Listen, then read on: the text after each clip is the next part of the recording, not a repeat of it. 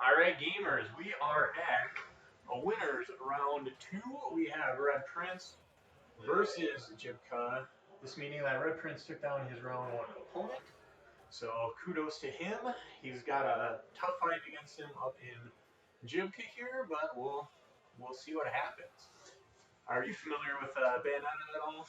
I have not touched her. Okay. She's I don't know. Obviously, the story of this here is kind of the DLC of the last game versus DLC of this game here. Definitely, there were more complaints about Bayonetta in the last game than there are about Hero in this game, just because whereas Hero does have like his moments of like, wow, I really shouldn't have died to that. It was nothing like Bayonetta was in Smash 4. RedPrince looking like he's got some good movement options, a nice little wall clean there. Overall, though, finds himself pretty far behind in percent and now behind in stocks. So, yeah, I mean, just kind of playing some neutral right now. RedPrince gonna try to get some stuff started with. Thing about Bayonetta is all of her starting combos are fairly telegraphed.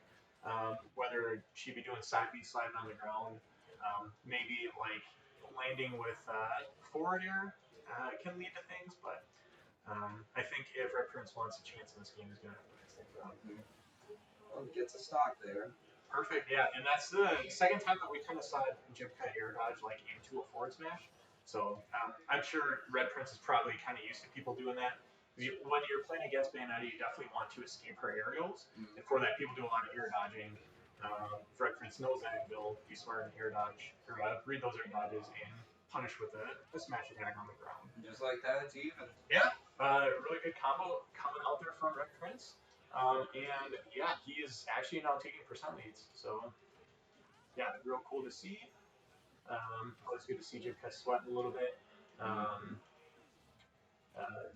knows? RedPrince might even be able to take this game here as long as he keeps up these combos. I think the major thing for him is going to be finding a stock. Jibca has just so many different ways that he can find a stock, whether it be using the moves from his down B Q, or just using speaking of, or just using even things like as simple as like some of his normal special moves, or smash attacks or tilts. But finally got it. Sweet, yeah. So that's 2 stocks now that RedPrince has been able to take with that forward smash.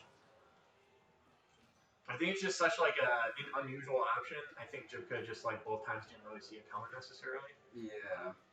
But it's not the worst. If you're a Bale, it's not the worst move to try just because it is. Just because it is so big, so fairly good chance it might hit if your opponent's not really expecting it. But Jibca actually takes down that last stock super quick.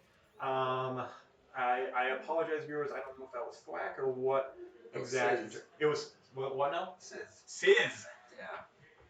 That was pretty light, so that just took it right off.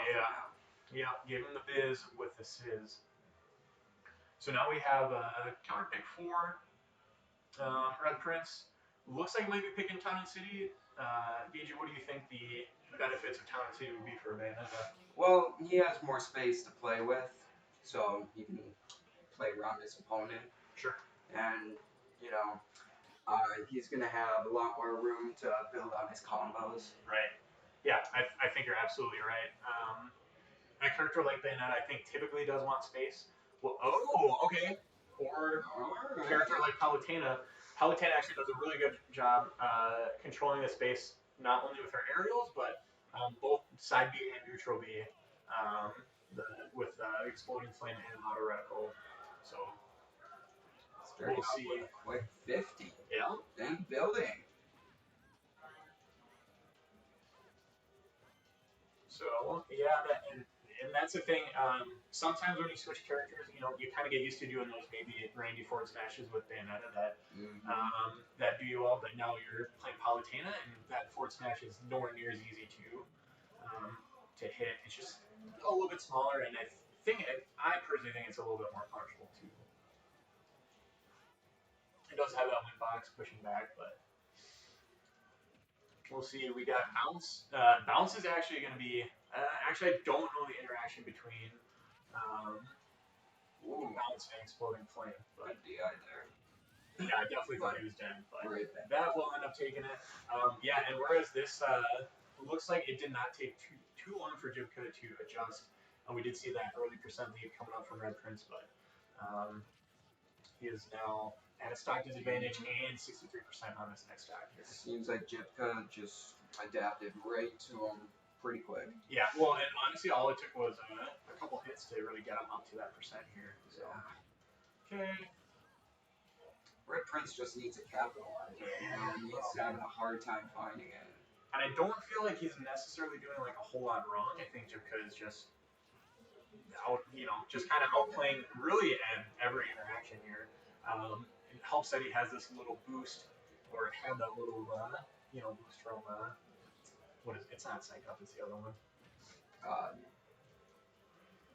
Something both. Yeah. Some both. Okay, whacking coming. Does not do it. He's just gonna drop him off here. Oh, ooh, cancels the magic. Oh, really? I did not know that interaction was about to happen. That was insane. Okay, so what? Forward tilt here. And okay. Just don't know if that was. I feel like that had to have been on purpose, right? Yeah, and that up tilt catching him jumping. Restock from Jibca. The thing is, I feel like the Palatino was not a bad choice. Jibca just kind of seemed to be firing on all cylinders there. Yeah. And we'll continue on in the winner's bracket. RedPrince, I think definitely a good showing from him, and I'm sure he'll be performing strong in the loser's bracket. I agree. All right, well, thank you all for tuning in. We will catch you on the next VOD. This has been Metal for Fish. And this has been Gagey. We'll see you next time.